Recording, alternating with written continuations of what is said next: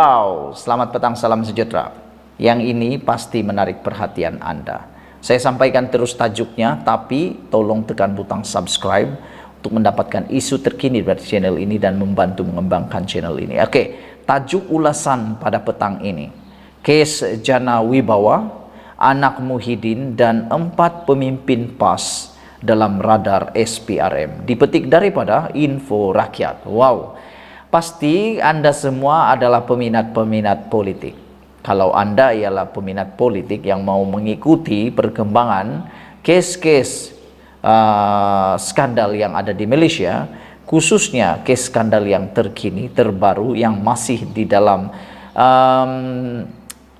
pengadilan, kes Jana Wibawa, yang mana Muhyiddin sah telah pun didakwa di mahkamah, Wan Saiful Wanjan pun telah didakwa di mahkamah, dan seorang lagi telah didakwa, dan beberapa orang lagi yang bakal didakwa. Namun apa yang mengejutkan kita ialah kita tak pernah fikir, saya secara peribadi tak pernah terduga pun bahwa akan timbul berita, akan timbul tajuk berita dalam web seperti ini, yaitu daripada Info Rakyat, kes Jana Wibawa, anak Muhyiddin dan 4 pemimpin PAS dalam radar SPRM. Sebelum kita teruskan ulasan ini, beberapa soalan harus kita jawab. Kalau benar anak Muhyiddin dan 4 pemimpin PAS ini betul-betul dalam radar SPRM, satu soalan mudah yang mungkin Anda perlu jawab. Kenapa agak-agaknya anak Muhyiddin dan 4 pemimpin PAS ini masuk dalam radar SPRM? Adakah mereka juga terlibat daripada salah seorang daripada dalam kes skandal Jana Wibawa ini, khususnya anak Muhyiddin? Apa yang dia lakukan sehingga ada muncul spekulasi kabar angin seperti ini? Manakala 4 pemimpin PAS itu siapa? Siapa mereka? Apa kelebihan mereka dan apa yang mereka terima sehingga masuk dalam radar SPRM? Dalam beberapa petikan akhbar yang saya telah siasat sebelum ini, ada juga yang menulis bahwa anak pemimpin politik terkenal dalam radar SPRM. Tapi dalam Info Rakyat secara berterus terang, berita atau web ini merujuk anak ahli politik terkenal itu adalah sebagai anak Muhyiddin. Mungkin Anda mempunyai maklumat mengapa anak Muhyiddin dan mengapa 4 pemimpin PAS ini masuk dalam radar SPRM, dan siapa sebenarnya anak Muhyiddin itu, dan siapa 4 pemimpin PAS yang bakal akan disiasat dalam kes Jana Wibawa ini. Kes Jana Wibawa, anak Muhyiddin dan 4 pemimpin PAS dalam radar SPRM. Anak kepada seorang pemimpin politik dikatakan berada dalam radar SPRM ketika agensi anti rasuah itu memperluaskan siasatannya berhubung program Jana Wibawa.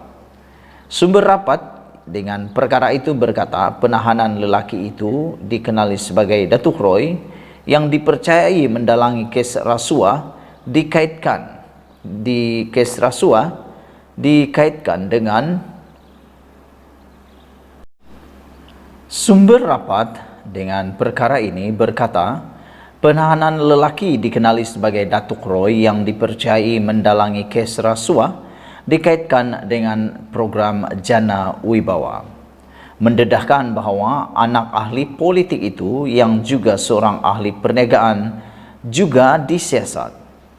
Menurut sumber itu, nama ahli perniagaan itu bocor selepas Datuk Roy memperoleh senarai nama yang dikaitkan dengan program Jana Wibawa daripada kenalan SPRM yang dikatakan seorang pegawai kanan. Datuk Roy menghubungi mereka yang berada dalam senarai itu, menawarkan untuk membantu mengelak tindakan dikenakan terhadap mereka untuk mendapat bayaran sebagai balasan, kata sumber itu kepada FMT. Datuk Roy dipercayai menerima sejumlah wang daripada seorang yang rapat dengan pemimpin politik itu bagi membantu ahli perniagaan terbabit daripada ditahan reman. Sumber sama juga menggambarkan Datuk Roy sebagai seorang opportunis yang mencari mangsa dalam kalangan suspek SPRM. Dia melihat peluang untuk membuat wang daripada mereka yang disiasat dalam kes berprofil tinggi, kata sumber itu. Pada 9 Mac lalu, SPRM menahan 4 individu termasuk seorang pegawai SPRM selepas laporan dibuat oleh ahli keluarga pemimpin politik itu. Program Jana Wibawa diperkenalkan pada November 2020 oleh Kerajaan Diterajuri Tan Sri Muhyiddin Yassin sebagai inisiatif rancangan rangsangan COVID-19 untuk membantu kontraktor Bumiputra.